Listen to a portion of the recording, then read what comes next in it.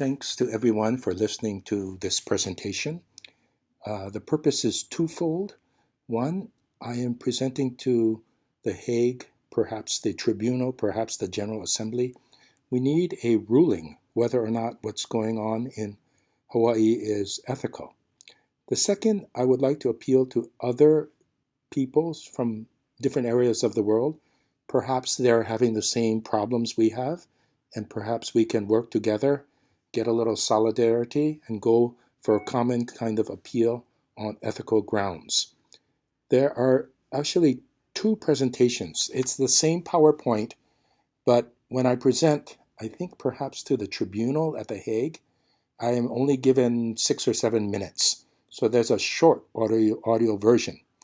This audio version will be a bit longer. I have more time to explain to people, and perhaps I will interest some people. And if you are interested, you can find me at The Hague presentations, the Tribunal against Monsanto, mid-October 2016. I'm sorry I'm not putting a picture on this slide, so you don't know how I look, but ask around, and I will be happy to talk to you if you have questions, and I will try to present a version at The Hague, but quite a bit shorter. Okay, now getting on to the PowerPoint. There are no animations to click and come in, so I will just tell you when to switch to the next slide. Okay, the title of this talk are the ethical violations because of the pesticide use in Hawaii on experimental GM, genetically modified fields. I'm specifically focusing on Hawaii because we do a lot of experimentation to grow seed for other countries and other places to expand and harvest the crop, perhaps to feed animals, perhaps to feed themselves. But we are experimenting to grow and stabilize the GM seeds. Because of that, we have some very special conditions which may or may not apply to other places. My name is Lorrin Pang. I'm a physician. I also have a master's in public health. I speak as a private citizen. I am with the Department of Health in Hawaii, but they have a different position on this, and so I have to speak as a private citizen. I am born and raised in Hawaii. I'm maybe 4th generation Chinese, and our families came over originally to work agriculture, the sugarcane, and sometimes the pineapple fields, period. I went to Princeton University. I have graduated with honors in chemistry. After that, I did 4 years at Tulane Medical School down in New Orleans. I got my MD degree, and I also have a master's degree in public health. I worked for 20 plus years after that with the Walter Reed Institute of Research, and for 20 years, 1985 to 2005, I was quite an active consultant to the World Health Organization. My job there was to teach and to guide and to assess clinical trials. We were testing drugs, vaccines, and diagnostics against tropical diseases. So from 1985 to 2005. Then I came back home to Hawaii, got a job with the Department of Health, and I think for the last 4 years, I am a consultant to the U.S. Congress to review research. They fund hundreds of millions of dollars of research each year, and specifically they look at research which is more geared up towards clinical trials. I cannot tell you specifically what projects I've worked on with the U.S. Congress. That would be a conflict of interest. They are afraid that people might try to lobby me to vote in favor or against certain projects. So let's just start with the presentation. Next slide. The issue of ethical violations during experimentation really came to a head during the Nuremberg trials in 1945 to 49, after the Second World War. Turns out that there was a lot of unethical experimentation done by the Nazi doctors and the Japanese, the Axis powers, on disenfranchised populations, minorities, the poor, the disabled, prisoners. All of these experiments were considered unethical. They were often very grotesque, equivalent of torture. And the trial, during the Nuremberg trial, um, about a third of the doctors were hung, a third were given life imprisonment, and a third were pardoned, not because the experimentation was ethical, but because their participation was minimal or less. Now, in their defense, during the trial, in their own defense, the Nazis said that these were not ethical violations because, for the good of society and science, we learned a lot from these experiments. For example, this picture in the upper left-hand corner are the cold studies. They would freeze people and see how long they lived and see when they could revive them and when they couldn't.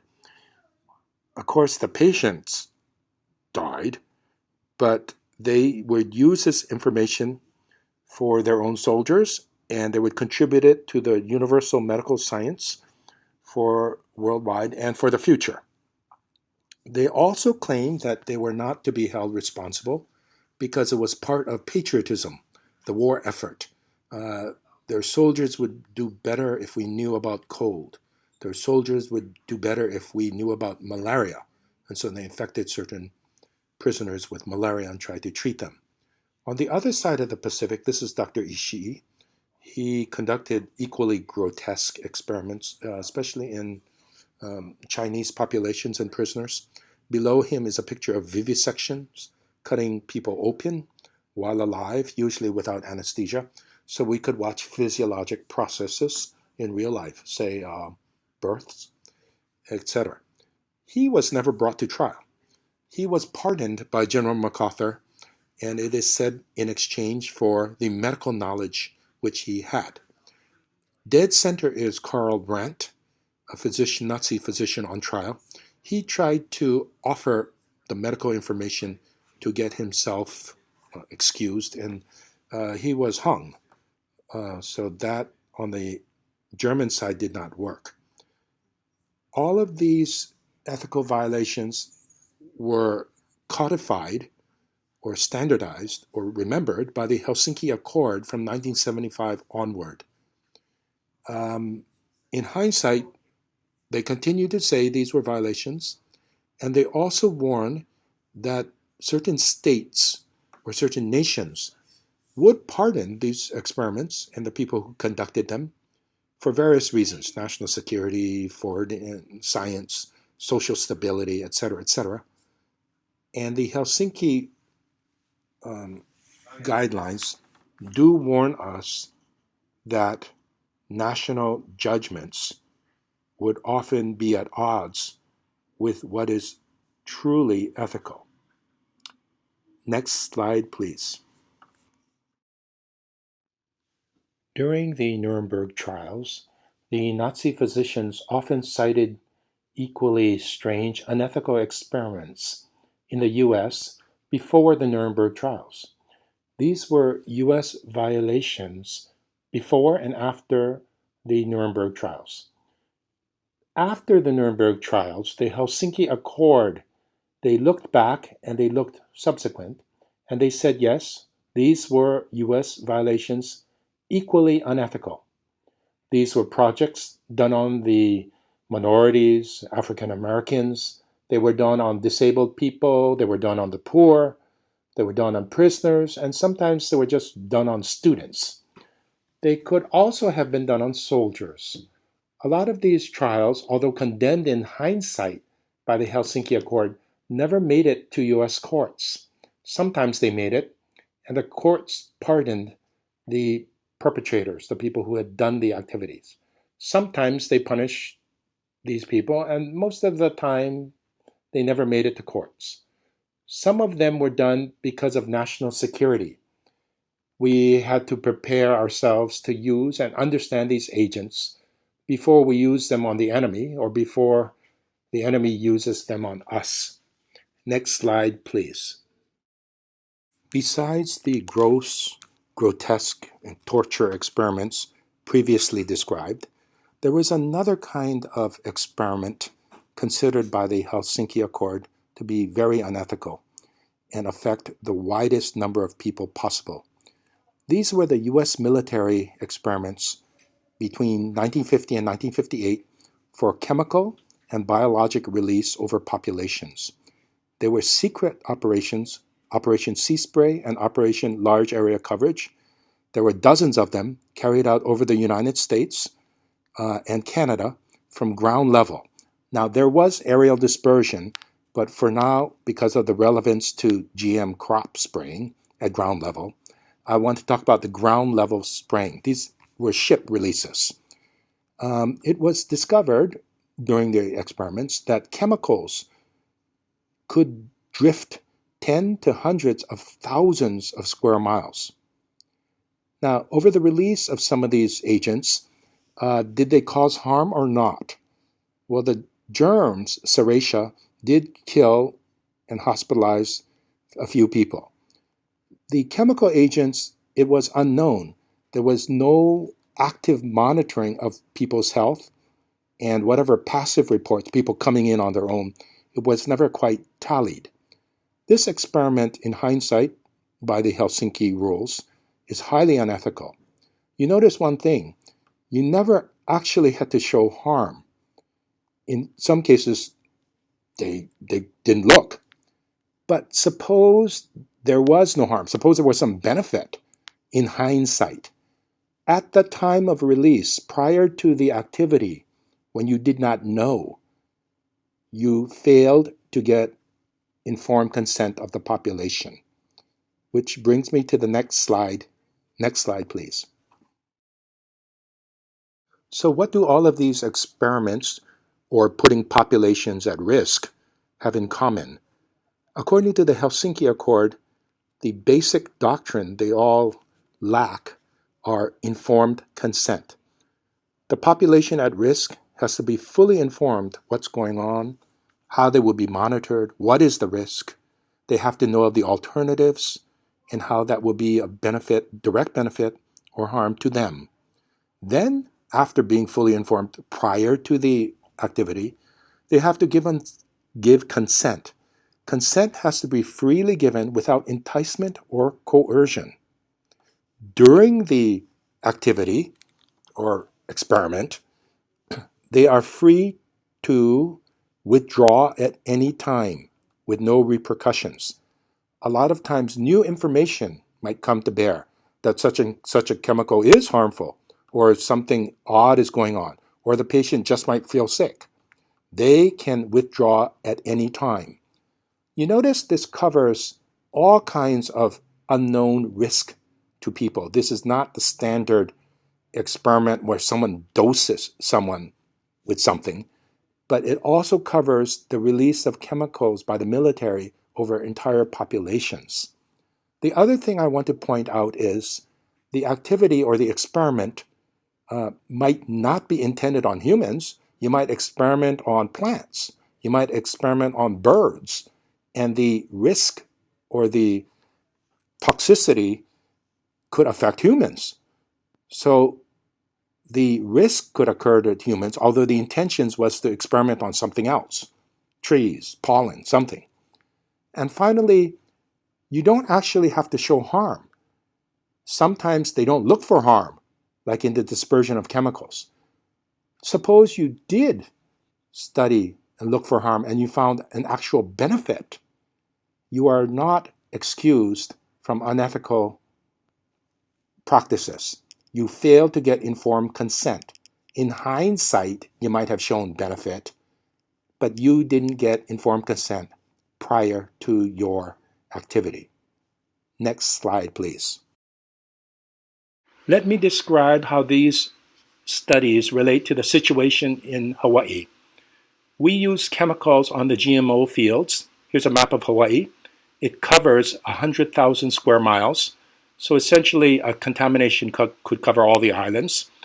On these islands, I've put a star where there are GM fields. They total 25,000 acres. Hawaii has a 100-year history of non-GMO agriculture. usually cane and pineapple, and they have used maybe 15 chemicals. Over the last 2 or 3 decades, the GM fields have used 85 plus chemicals, either the pesticides or the formulation chemicals, to enhance the killing potential. There are frequent applications, and the applications are year-round. There is air dispersal based on the military documents, at least hundreds of thousands of square miles on the wind. These chemicals have long environmental half-lives, sometimes months. So, they overlap, they are widespread. They are pharmacologically active, intended to kill the target pest. The people around these areas are exposed to mixtures of chemicals, and we are asking now if there is synergistic toxicity. The industry and regulators have given counter-arguments to our concerns. No harm has been shown. There is tacit consent because we've been doing agriculture all these years.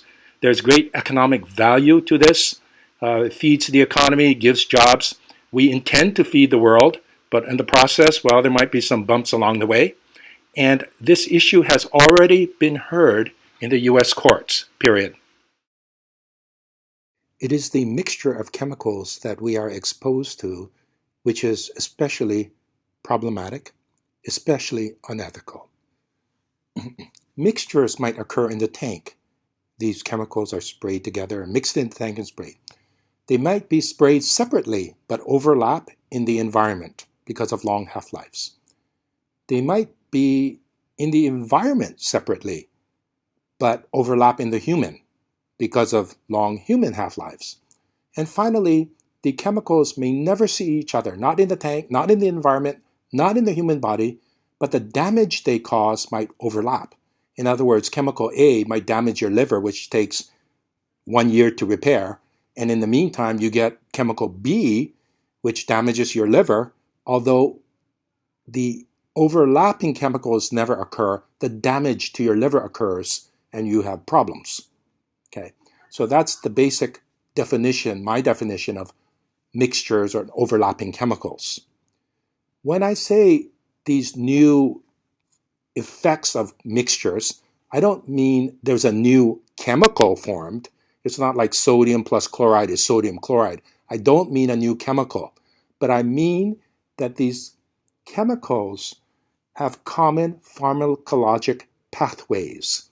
That means these things have the same entry point of the cell. Maybe they have the same carrier enzymes. Maybe they have the same metabolic enzymes. Maybe they have the same egress pump, the same target organelle of the cell. They have common pathways, and you expect synergism. Now, the GMO industry expects synergism to enhance efficacy, and it's logical that you would expect enhanced toxicity as well. So, I have been challenged often, well, why don't you worry about beef stew? There's hundreds of chemicals. Well, beef stew's chemicals, they're not all pharmacologically active with the intent to kill or enhance killing. Not like these pesticides being applied or the enhancing chemicals. Okay, so that's quite different. And I claim that if properly informed, we would not give consent. It is a medical principle that all pharmacologic drugs, pharmacologically active, even enhancing benefits, they are to be assessed for new toxicity as though you are assessing a new drug. Now, I've done this in the past. You remember I test drugs and vaccines on diseases, and it turns out that drug A would really affect malaria, drug B could affect malaria, but the combination has strange toxicities, qualitative and quantitative, which we would never expect. But you'd have to do those studies.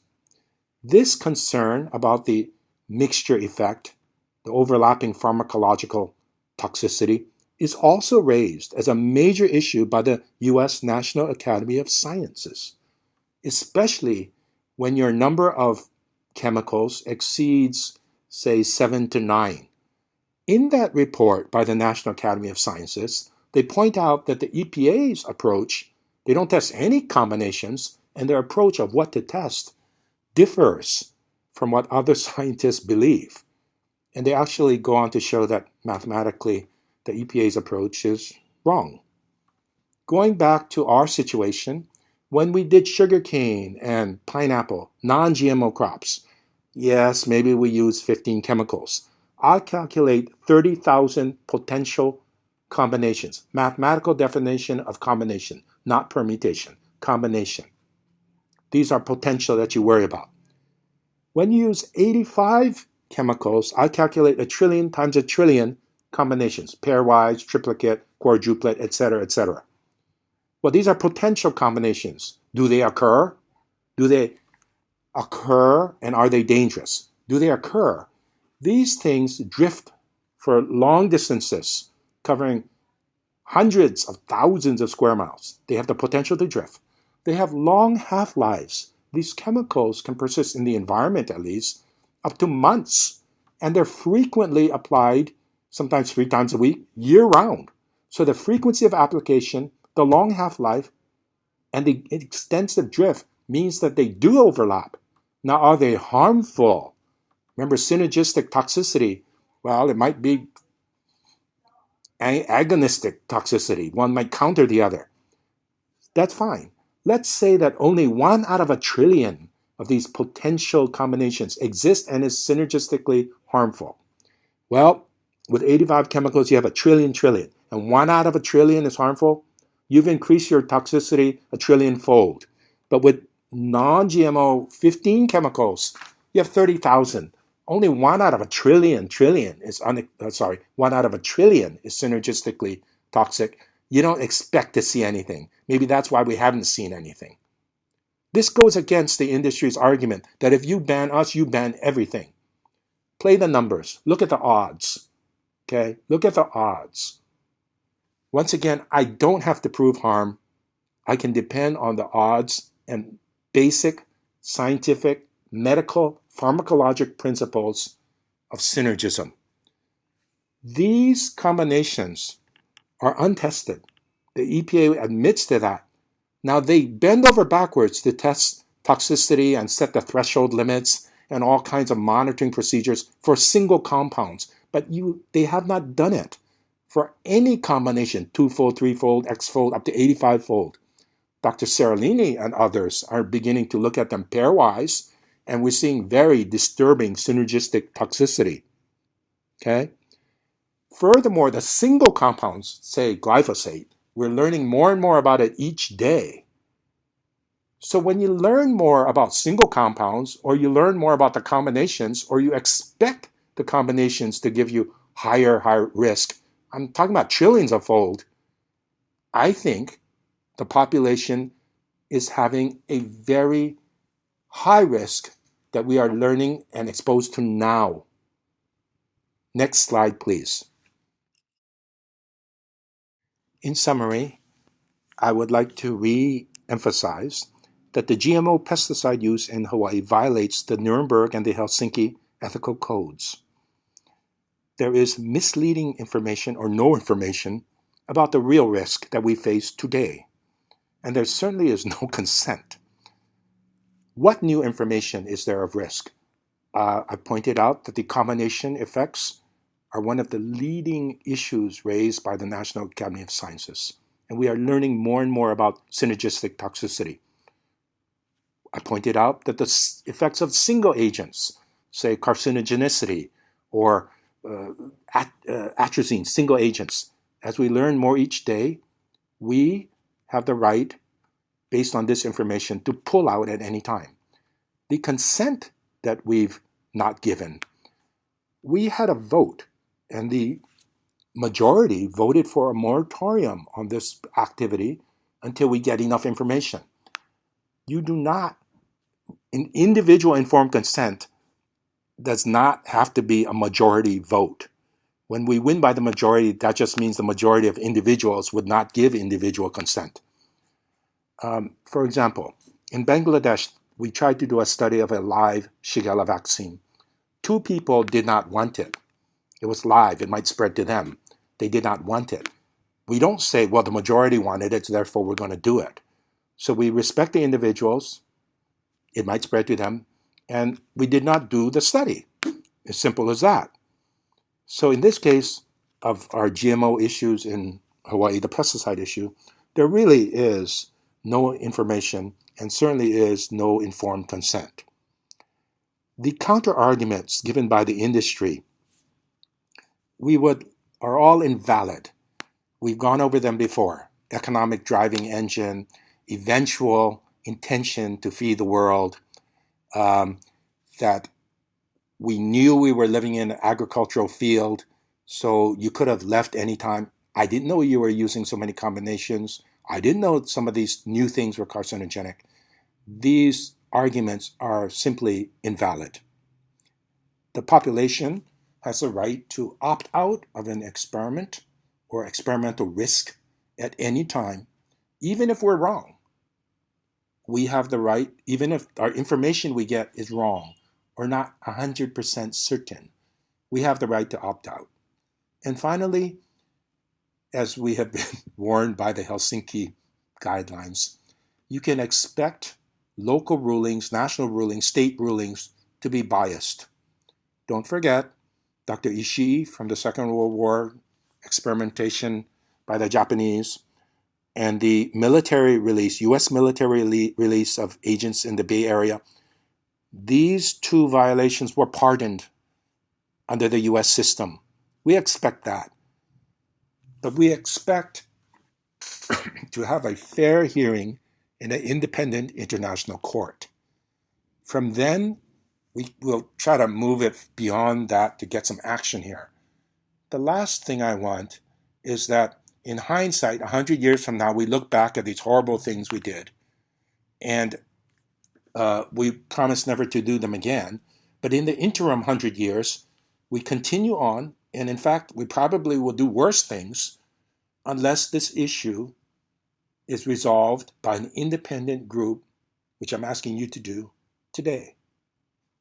Thank you. This final slide covers different kinds of individual rights. I think the right not to be experimented on without informed consent, which I abbreviate WIC, is quite fundamental. And let's look at its relative importance. For example, refugees, their rights are taken away. They cannot own land, they cannot vote, they cannot drive, they cannot discharge waste into the host country's stream, they cannot forage. But can you experiment on them? WIC, absolutely not. We used to work in the refugee camps coming from Myanmar in the borders of Thailand. We did experiments all under written informed consent with US and local approval.